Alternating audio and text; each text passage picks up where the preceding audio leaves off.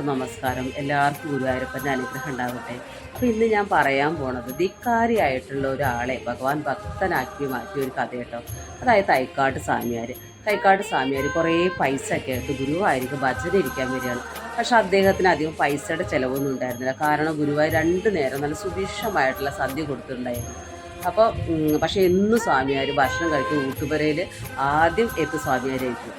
അപ്പോൾ സ്വാമിയാർ ആദ്യം അവിടെ വിരിച്ചിടൊക്കെ സ്വാമിയാരോടെ വിരിച്ചിട്ടുണ്ടാവും. അതിൽ സ്വാമിയാർക്കാണ് ആദ്യത്തെ ഭക്ഷണം സ്വാമിയാരാണ് കഴിക്കുക. വേറെ ഒരാൾ ആദ്യം വന്ന് ഭക്ഷണം കഴിക്കാനൊന്നും സ്വാമിയാർ സമ്മതിക്കും. അപ്പോൾ എന്നും അങ്ങനെ തന്നെയാണ്. എന്നും സ്വാമിയാർക്കാണ് ആദ്യം സ്വാമിയാരാണ് ഭക്ഷണം കഴിക്കുക. അപ്പോൾ ഒരു ദിവസം ഒരു യുവാവ് അറിയാതെ സ്വാമിയാരെ സ്ഥലത്ത് വന്നിട്ടൊന്നിരുന്നു. അതിൽ സ്വാമിയാർ അവിടെ വന്ന് സ്വാമിയാർ ഇത് കണ്ടുകൊണ്ട് വന്നപ്പോൾ സ്വാമിയാർ ആകെ ബഹളം ഉണ്ടാക്കി, ലഹളയായി. സ്വാമിയാരാണെങ്കിൽ നന്നായിട്ട് ഭക്ഷണം കഴിക്കും. ഒരു 3-4 ആളുടെ ഭക്ഷണമൊക്കെ സ്വാമിയാർ ഒരൊറ്റ ട്രിപ്പിൽ കഴിക്കും.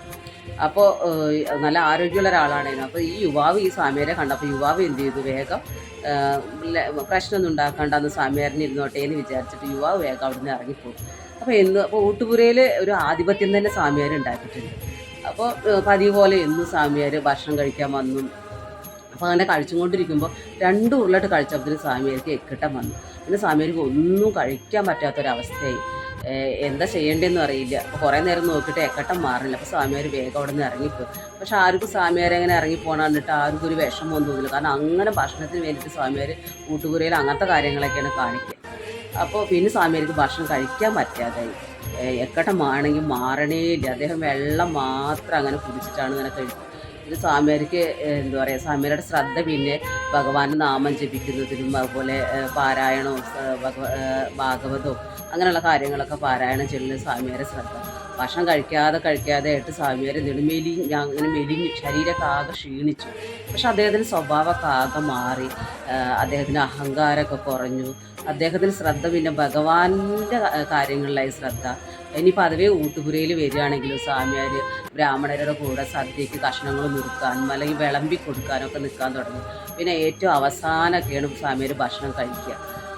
അപ്പോൾ അങ്ങനെ ഭയങ്കര മാറ്റമായി സ്വാമിയാർക്ക്. അപ്പോൾ എല്ലാവരോടുള്ള പെരുമാറ്റം തന്നെ ആകെ മാറി. എല്ലാവർക്കും സ്വാമിയാരോടൊരു ആദരവും ബഹുമാനമൊക്കെ വരാൻ തുടങ്ങി. തിരിച്ചു സ്വാമിയാരും അങ്ങനെ തന്നെ കേട്ടോ. പിന്നെ സ്വാമിയാർക്ക് ഭക്ഷണം കഴിക്കാന്നുള്ളൊരവസ്ഥയിലേക്ക് വന്നു.